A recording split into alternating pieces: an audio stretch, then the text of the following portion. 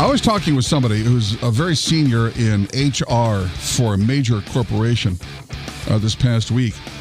Here's something that I guess kind of stunned me, although it's just because I really hadn't given it much thought. Now, your resume is reviewed not by a human being, but by a computer. And the computer is actually looking for particular search terms that might put you in a slightly better position to be hired by whatever company you're applying to. So I guess people are now trying to game the system by fudging just a little bit on their resumes as they send them to the corporations or companies that would think about hiring them, so that the computer would pick out the appropriate search terms in their resumes and give them a leg up. Joining us right now, employment expert Chris Brown. Chris, how much resume fraud is around, not just little white lies, but people telling less than the truth just in order to get considered for a job? You know, Bruce, unfortunately, there's a lot of it going around, and it's just been sign of the times over the last few years. It's been kind of difficult for folks to find employment in some areas of the country, and so they're doing everything they possibly can just to get on somebody's radar. I think it's amazing that now corporations aren't actually having people in HR go over resumes. What they're doing is they're inputting the data into a computer, and some program actually looks for particular search terms and then spits out the ones that matches the most of the search terms. I know it's nuts. It's almost like when we were kids, we watched the Jetsons, and now it's coming to fruition. I mean, the human being is not looking at these resumes most of the time. They're going through a filtration system. It's computerized and electrically generated, and if they have a certain number of words on the resume that actually qualify them to be I guess, lucky enough for a conversation, that's what ends up happening. But, Chris, what this would imply is, if not already, sometime very soon, somebody's going to begin to post those words on some site and probably charge job seekers, $10 in order to get access to the words that they will then insert into their resumes just so they'll get considered. And it has nothing to do with their qualifications. It has to do with how they can game the system.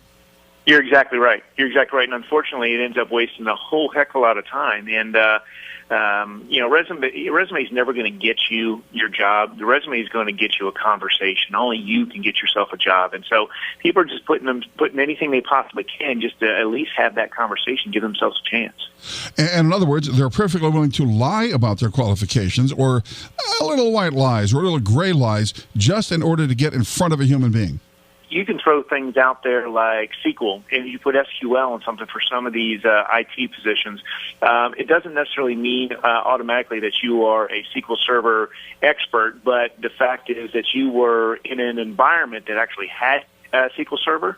That SQL is going to come up on that search, and you weren't necessarily lying, but at the same time, you're not necessarily telling the full truth. What about people who actually lie about their qualifications for a job? And every once in a while we hear some of this, typically somebody who has risen to a fairly high position, and it comes out that no, they don't have their PhD from Harvard, they have their GED from some high school someplace.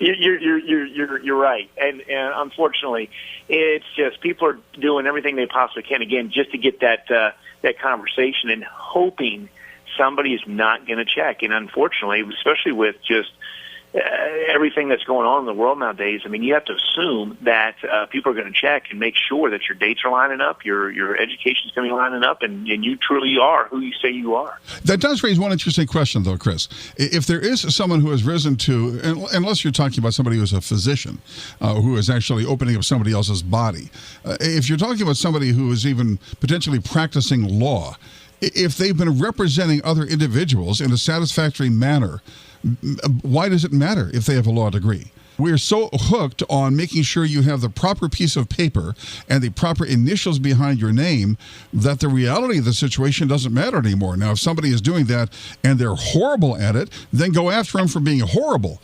But if there's somebody who's representing people in court and they're really good at it, why should it matter? Yeah, that's a good question. And I think that it's just a certain set of compliances. And whether or not it's actually tied to degrees or it's the bar actually saying, hey, before you practice law in my city, my town, my state, you're going to have to go ahead and make sure that you're qualified for that. And so that's why you go from state to state, and all the bars and all the qualifications are going to be a little bit different. I know that when I go to a number of different bars in a number of different cities, I'm always confused by which beers they have on tap, Chris. So well, that's a different thing. Never mind. Chris Brown, employment expert, thanks for being with us. I appreciate it. Thanks, Bruce. Best wishes.